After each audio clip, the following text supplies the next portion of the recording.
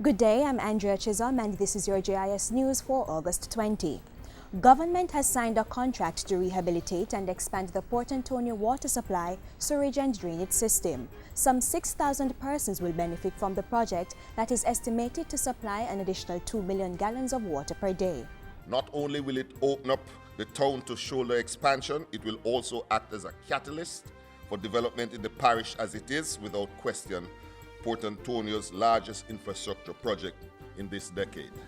At the signing, Portfolio Minister Robert Pickersgill stressed that access to water and proper sewage and drainage systems were priority areas for the government.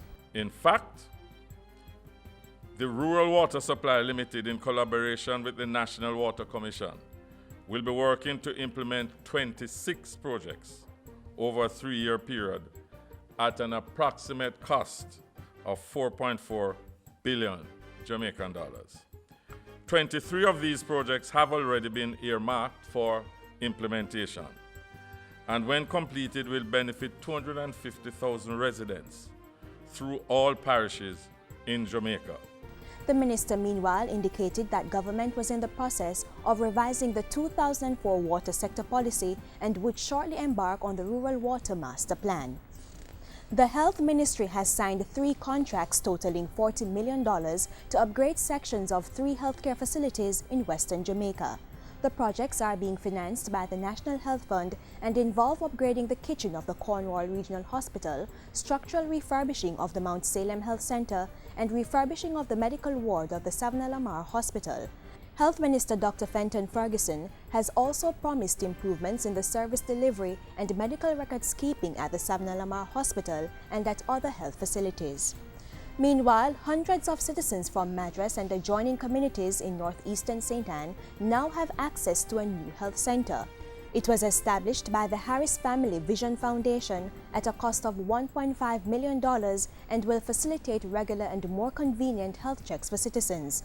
The Harris Family Vision Foundation, which was founded by 2 girls at ages 11 and 9 years old, has been serving in Caribbean countries including Jamaica. The foundation is working to have the health facility fully furnished and equipped so that residents can start benefiting soon. The Department of Correctional Services has begun issuing uniforms to inmates as part of attempts to improve conditions within local correctional facilities. Commissioner of Corrections Lieutenant Colonel Sean Prendergast says government will spend $12.4 million to provide all inmates with uniforms. The initiative will be rolled out on a phased basis with inmates at the Tower Street Adult Correctional Center and the St. Catherine Correctional Center to receive the first sets of uniforms.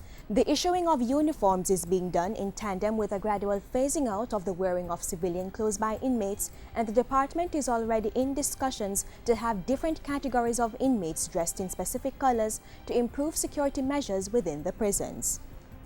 A Marcus Garvey Mobile Museum has been launched to take the work, philosophy and ideologies of the national hero directly to people across the country. Youth and Culture Minister Lisa Hanna has hailed the move as an important part of continuing Garvey's work of instilling a sense of greatness in his people. Because we continue that mission in our 50th year of Jubilee, and we must continue the work that he started. We have a lot of work to do. Some of our young people have to raise their consciousness, have to become less cynical about our country, and have to recognize their self-worth if we are to become the great nation that we have already demonstrated that is achievable in the world. And finally, high school leavers enrolled in the Career Advancement Program are making practical use of their training to implement an energy-saving project at the Education Ministry.